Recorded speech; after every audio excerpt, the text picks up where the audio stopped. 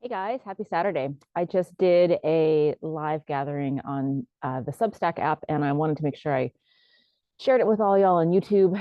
Um, and it's about Neptune and Aries. It's about this time we're living in. It's about April 5th. It's about the planets are doing something that has never been experienced before by this generation, to say the least. And I wanted to start Neptune went into Aries. Well, we'll get to that in a second, but I want to start by what happened on the 4th. What happened yesterday, astrologically, cosmologically? One of the really neat aspects that happened yesterday was you had Saturn in the sign of Pisces, sextiling Uranus in the sign of Taurus.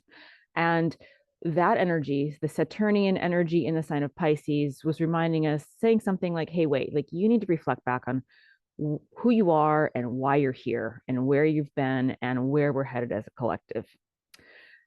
And then we have Uranus in the sign of Taurus. Uranus reminds us that we are the change. We are the high technology we seek. We are the answers.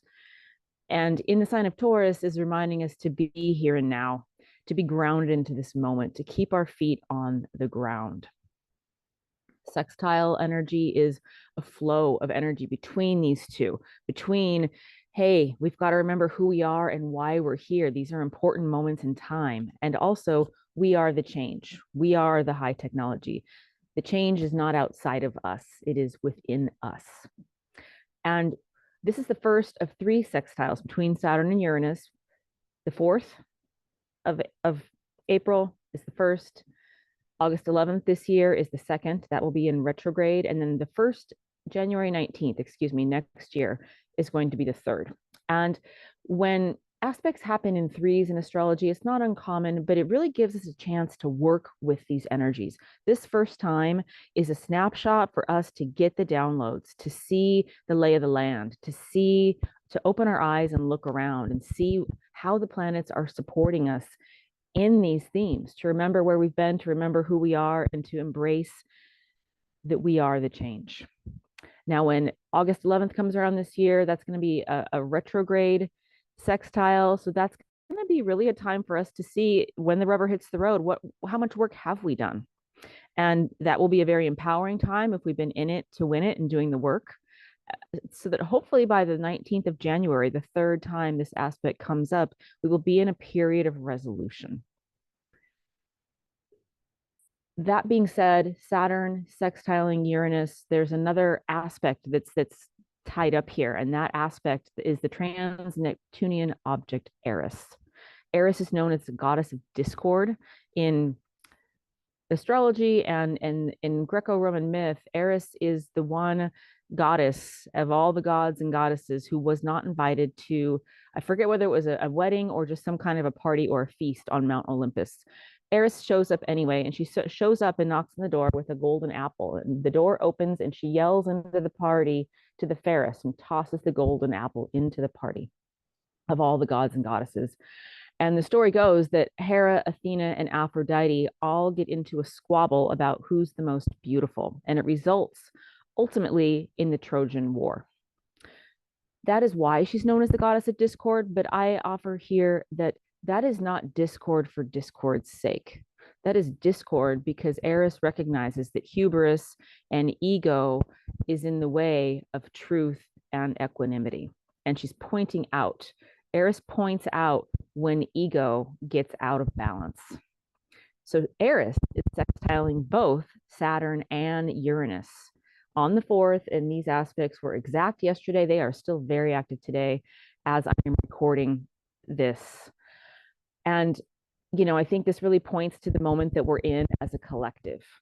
To the extent that anyone outside of us, anything within us, the structures in our world, to the extent that anything is based on ego or oppression or misuse of power, it's all coming to light. It's all coming undone in an Eris fashion. So then that's the background for Neptune moving into Aries. The last time Neptune was in Aries was during the time period was 1862 to 1875. That was coincided precisely with the beginning of the Revolutionary War in America. we know, oh, not the Revolutionary War, the Civil War, excuse me. Pluto is about the Revolutionary War. Neptune is actually highlighting the Civil War in the United States of America. That was about human rights. That was about equal rights for everybody. That was about taking apart the institution of slavery. We know this. That during that time, we also had the Transcontinental Railroad being built. We had the British North America Act come into being. And that was when the British colonies of Canada, New Brunswick, and Nova Scotia came into the single dominion of Canada. The beginning of the Canadian Confederation happened during this time. During this time, President Andrew Johnson was also impeached. The Franco-Prussian War took place. That was the conflict between the French Empire and the Kingdom of Prussia that resulted in the unification of Germany and the fall of the French Empire. In the United States, we also had the 13th, 14th, and 15th Amendments during this time. The 13th abolished slavery. The 14th Amendment granted citizenship and equal protection under the law to everyone who was born on the soil of the US. And the 15th Amendment guaranteed voting rights to all men, regardless of race, color, or previous servitude. We also had during this time the first national park be established. The national parks came into existence during this time. Can't make this stuff up, guys. This is the stuff that we're going through. We also had the Panic of 1873, which is an economic depression, which was caused by a banking firm that led to a global financial crisis. We also had the suffrage movement, the women's suffrage movement begin during this time.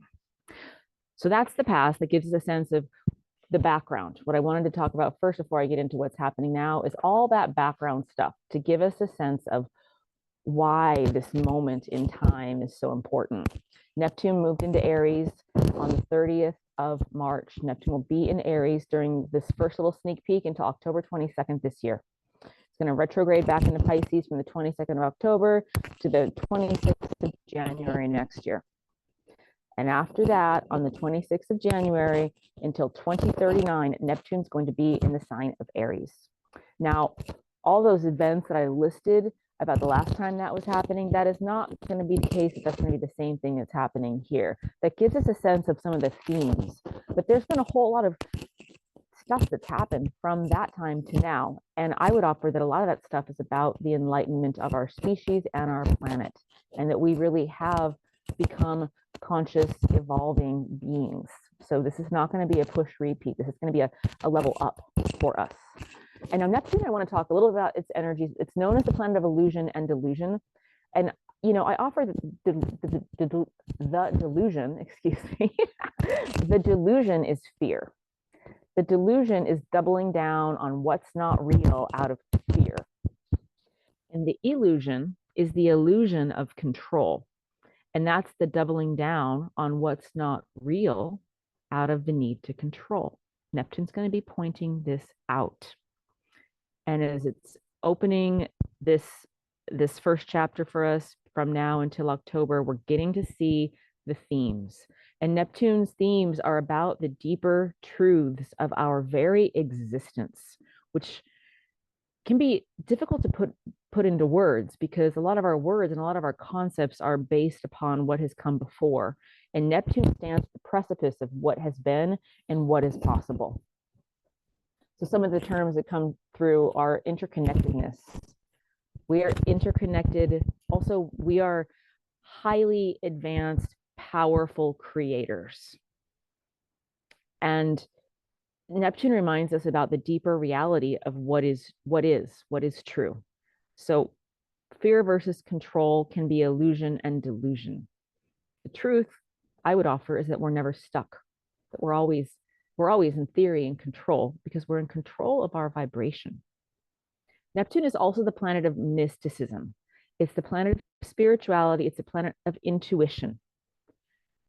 And to give us a sense of what Neptune is about, you know, all three outer planets are changing signs this year, as well as Jupiter and Saturn. But when we look this year, next year, excuse me, which is why this is a unprecedented opportunity for evolution of our planet. But when we think about Neptune, Uranus, and Pluto being the planets, the generational planets of subtle energy, Neptune is almost the hardest one to pin down. I offered earlier that Uranus, in my mind, is reminding us that we are the high technology that we seek.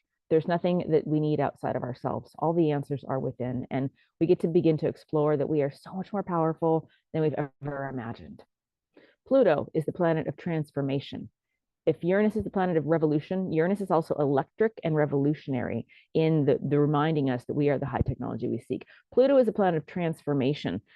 Pluto is very comfortable with death because it's very equally interested in the process of rebirth.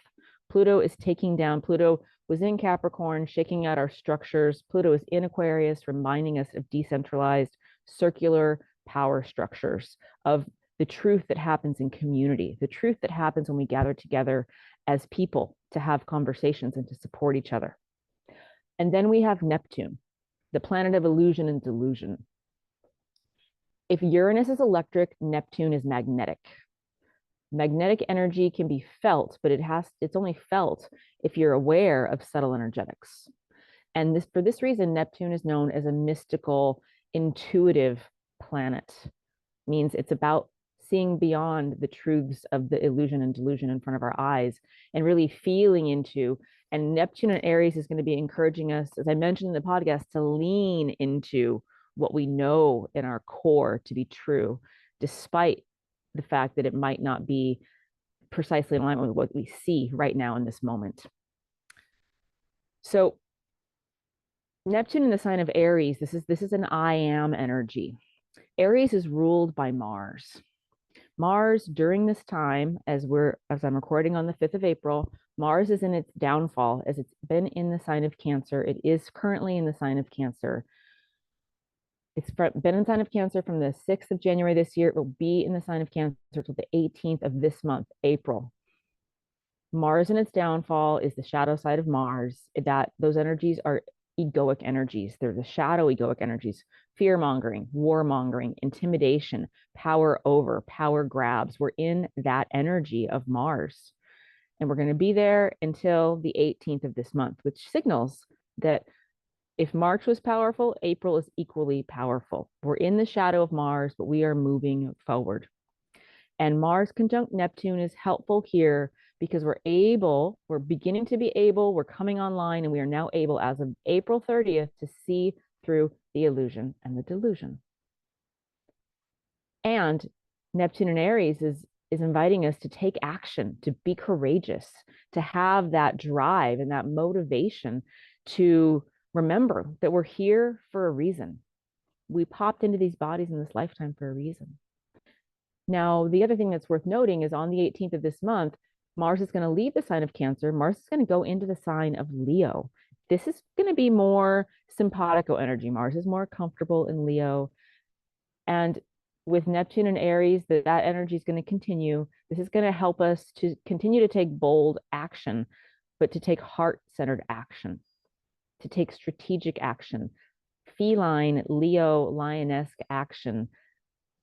Lions don't just run around willy-nilly wasting their energy. They strategically make a plan. They watch their prey and then they pounce.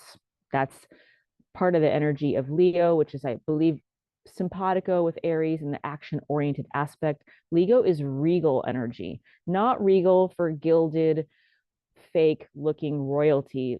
Leo is from the heart. The regality is this karmic collective. Leo likes everybody to be happy. Leo is in touch with everybody at the same time. So this is higher goals, higher ground, collective goals. I want to close with the notion that Mars is in Leo from the 18th of this month to the 17th of June. On the 15th of June, we have another big aspect this year, and that's between Saturn and Jupiter. And I'm going to have a whole other thing to say about that as that time approaches.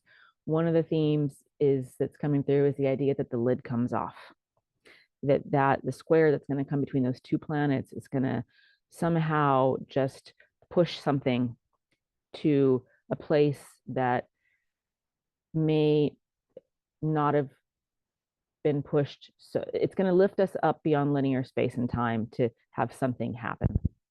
So I hope this is helpful. I'm going to see y'all again tomorrow when we take a overlook at what's going on in the week to come. So have a happy April 15th. Thank you all for checking out this video, and I look forward to seeing you soon.